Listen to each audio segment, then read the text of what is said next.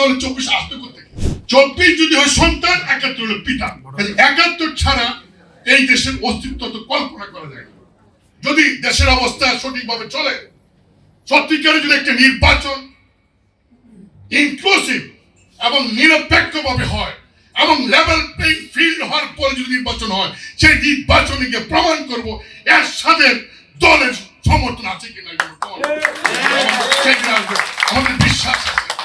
কয়েকটা পত্রিকা আমার সম্পর্কে নিউজ দিচ্ছে 1000 কোটি টাকার মালিক আমি চ্যালেঞ্জে বলছি জোর গলায়, আমার ট্যাক্স ফাইলের বাইরে দেশে বিদেশে একটি পয়সা যদি থাকে, আমি যে কোনো শাস্তি, যে কোনো ব্যবস্থা সরকার নেই, আমার কোনো আপত্তি নাই। তারপরও সাংবাদিকদেরকে বলবো যে কোনো নিউজ মানে ছাপলে পরে মানুষের মধ্যে একটা এই ইমেজ পূর্ণ হয়। আমার এলাকা মানুষ আমার সঙ্গে জানে, তাই আপনাদেরকে আমি এটা বলবো।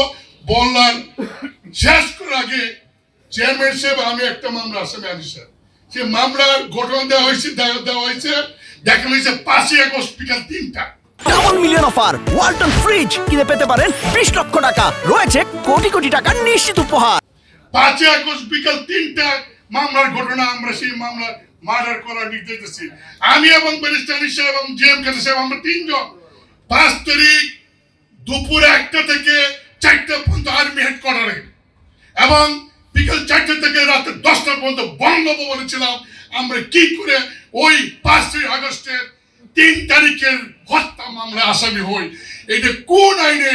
আমি যেটুকু লেখাপড়া শিখেছি, ঢাকা বিশ্ববিদ্যালয় থেকে আইনে মাস্টার্স করেছি, আমি এইটা কোনো হদিস আসতে বলতে পারলাম না। 71 না হলে দেশ স্বাধীন না হলে 24 আসতে করতে 24 যদি হয় সন্তান, 71 হলো পিতা। 71 ছাড়া এই দেশের অস্তিত্ব তো কল্পনা করা যায় না। কেউ এটা বলেন, ভুল বলেন, তবে আমার মনে হয় এটাই দেখতে পাচ্ছি যারা এই কথাটা বলতেন তারা কিন্তু বলেন, তারা এখন 71 বলে যে 71 বৈষম্যের যে কারণ 71 সেই বৈষম্যটাই এখন মধ্যে আছে এবং সেটারই প্রেক্ষিতে 24 সৃষ্টি হয়েছে।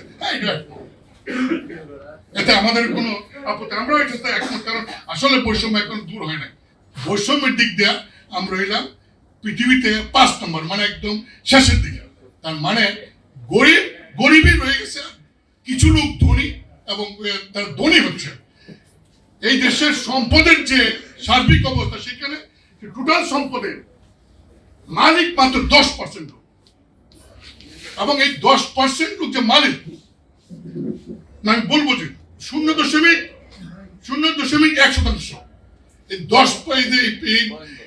এই দেশের সম্পদের যে 80% সম্পদের মালিক, সেটা হলো 0.1% মানুষ। সেখানে দেখা যায় যে বৈষম্য 71-এর চেয়ে এখন আরো অনেক বৃদ্ধি পেয়েছে।